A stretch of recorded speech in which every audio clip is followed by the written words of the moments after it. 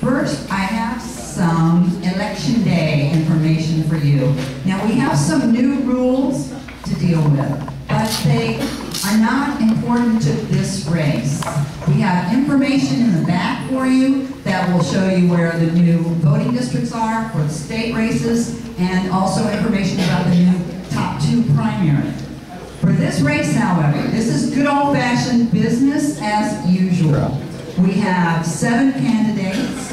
If no single candidate garners 50% of the vote plus 1, then the top 2 vote getters will go on to runoff in November.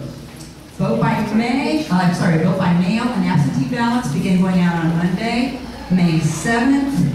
If you vote by mail, you may know the Registrar of Voters greatly appreciates if you get your ballot in as soon as you can. If you're mailing your ballot in, you feel like you might be running a little late and maybe it's not going to make it by 8 o'clock on election day, then it's a good idea to drop your ballot off on election day at any polling place in the county. Last day to register to vote is May 21st, and we have voter registration forms in the back if anyone needs one. June 5th, election day, polls are open from 7 to 8 p.m., 7 a.m. to 8 p.m. Now tonight we welcome your participation. As always, we have index cards if you'd like to offer us a question. Does anyone need a card, or anyone have a question that they would like for us to pick up now? We have volunteers.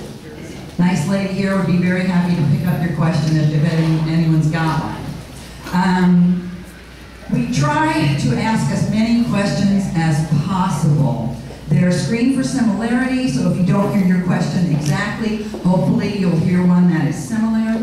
If we don't get to your question, we try and leave time at the end of the forum so that perhaps you can speak with the candidates one-on-one. Our timer tonight is Katie Green. Where's Katie? Oh, there she is. Yes, Katie is a league member, issue an action share for the group. She has a timer in one hand and her number cards in the other. Katie, can we see your stop sign? So everybody know, there you go. That's Katie's job. Yes, because we have one candidate who is sight impaired. So for Peter, yes, you will hear a bell. Thank you, Katie. Now we're fortunate tonight. Our moderator is Gladys Walker. Her professional career was spent with Riverside Unified School District as an assistant superintendent.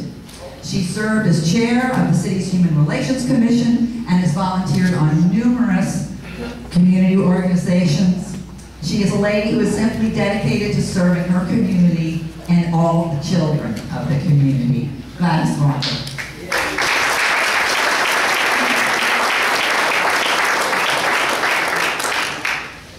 Thank you, Joan, and good evening. And thank you for joining us today.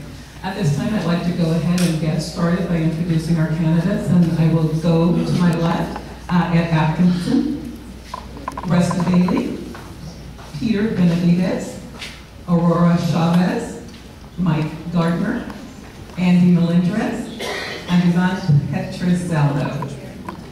Our format for tonight's forum is as follows. We'll begin with opening candidate statements, and they will have 3 minutes to respond. We'll hear answers to one question from the co-sponsors at 2 minutes each. This question was sent to the candidates in advance. Next are the audience questions with 1 minute responses from our candidate.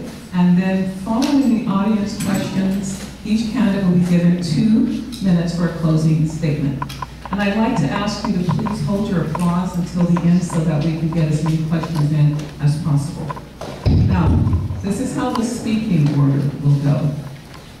Since there are 7 candidates, prior to opening the forum tonight, I took the liberty of pulling a name from a hat to determine the speaking order.